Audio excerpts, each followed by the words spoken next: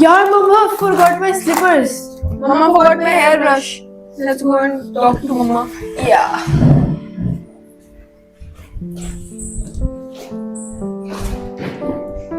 What am I gonna do with my hair? What am I gonna do with my slippers? कहाँ रखती होगा यार? Mama, you forgot my hairbrush. Mama, you forgot my slippers. यार मैं तो खुद अपना कितना सामान भूल गई हूँ, अब क्या करूँ मैं? आप सब कुछ ही भूल जाते हो। हाँ यार मैं क्या करूँ, मैं सच्ची सब कुछ ही भूलती जा रही हूँ। मैं क्या पहनूं? How am I supposed to brush my hair? यार अब मैं क्या करूँ? माय गॉड, क्या हुआ? क्यों तुम इतना शोर मचा रही हो? यार मैं इनकी चीजें भूल गई और अपनी भी भूल गई और गुनताज की भी भूल गई मुझे। अब मैं क्या करूँ तो यार? तुम्हें पता भी है कि मम्मा भूलती क्यों है? जब कोई मम्मी बनता है ना तो उनका माइंड काफी चेंज हो जाता है। तुम्हारी मम्मा की माइंड में अब चीजें नहीं है, उनके माइंड में अब ये सब है कि तुम लोग थके तो नहीं है, तुम्हें भूख तो नहीं लगी है, तुम्हें कुछ चाहिए तो नहीं है। ठीक है बच्चों, आज से तुम लोग अपने सामान का ध्यान रखना और मैं तुम लोगों का, ठीक है? क्या आपको पता है बच्चा पैदा होने के बाद एक माँ के ब्रेन में क्या क्या चेंजेस आते हैं? उसका ब्रेन अपने बच्चे के हिसाब से रिवायर होता है।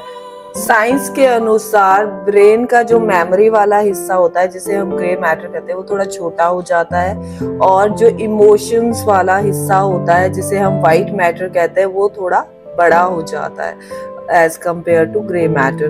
तो इससे क्या होता है, जो मदर्स होती है वो चीजें भूलने लगती है, बट उसके इमोशंस है वो इतने स्ट्रॉन्ग हो जाते हैं, बहुत ज्यादा इमोशनल हो जाती है मदर।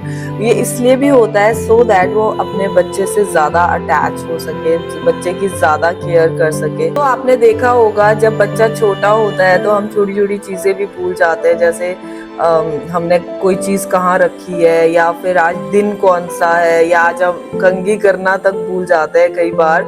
तो बट बच्चे को क्या चाहिए, बच्चे के लिए हम हमेशा अवेयर रहते हैं कि बच्चा एकदम से उठा, हम फट दे के उसके बाद मतलब, और हमारे अंदर एक ऐसा इमोशन हो जाता है कि हमें बच्चे को कुछ बोलना नहीं पड़ता है, हमें पहले ही लग जाता है कि इसको शायद भूख लगी है, इसको अभी ये चाहिए।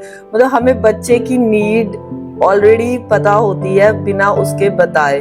तो ये जो इमोशंस है ये इसीलिए बहुत ज्यादा हो जाते हैं, सो दैट हम बच्चे की जो चीजें हैं वो बिना उसके बताए फील कर सके, बच्चे के साथ इमोशनली कनेक्ट कर पाए और बच्चे को बहुत ज्यादा प्यार कर पाए। पर कई बारी क्या होता है कि इसी करके हमें पोस्टमार्टम डिप्रेशन भी हो जाता है, हम बहुत वीक फील करते हैं, हम बहुत लो फील करते हैं, हमें बात बात पे रोना भी आ जाता है। इस टाइम पे बेसिकली क्या होता है, इमोशंस बहुत स्ट्रॉन्ग हो जाते हैं, नींद कम हो जाती है, रिस्पॉन्सिबिलिटी अचानक से बढ़ जाती है, तब मदर बहुत हैवी फील करती है, इजीली रो पड़ती है और हम खुद में ही बहुत वीक फील करते हैं। तो इसी से ना पोस्टमार्टम डिप्रेशन भी मोस्टली मदर्स को हो ही जाता है। इस स्टेज पे हमारे हार्मोन्स और इमोशंस दोनों ही चेंज हो जाते हैं। तो इस स्टेज पे हमें आराम, नींद और सपोर्ट की बहुत ज़रूरत होती है। सो अगर आपको लग रहा है कि कोई